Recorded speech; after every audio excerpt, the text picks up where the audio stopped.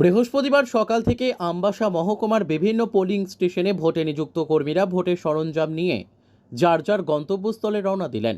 আমবাসা চন্দ্রাইপাড়া দ্বাদশ শ্রেণী বিদ্যালয়ের মাঠ থেকে ভোট কর্মীরা তাদের ভোটের সামগ্রী নিয়ে নিজ নিজ কেন্দ্রের উদ্দেশ্যে বেরিয়ে পড়েন। আমবাসা মহকুমা শাসক সঞ্জিত দেববর্মা সকাল থেকেই সমস্ত কর্মপ্রক্রিয়া খতিয়ে দেখছেন।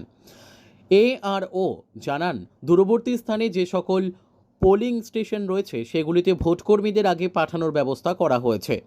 47 আমবাসা বিধানসভা এলাকায় 69টি পোলিং স্টেশন রয়েছে।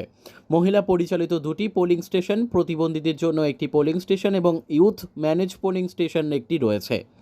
উল্লেখ্য, আমবাসা মহকুমার ব্রু সেটেলমেন্টে এবছর নতুন করে পোলিং স্টেশন করা হয় এবং এই পোলিং স্টেশনটি সম্পূর্ণ ইউথ ম্যানেজ পোলিং স্টেশন বলে জানালেন ARO Sanjit Debbarma.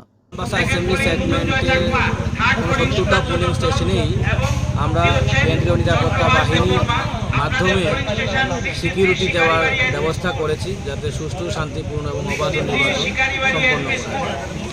Bureau report, news tele Bharat.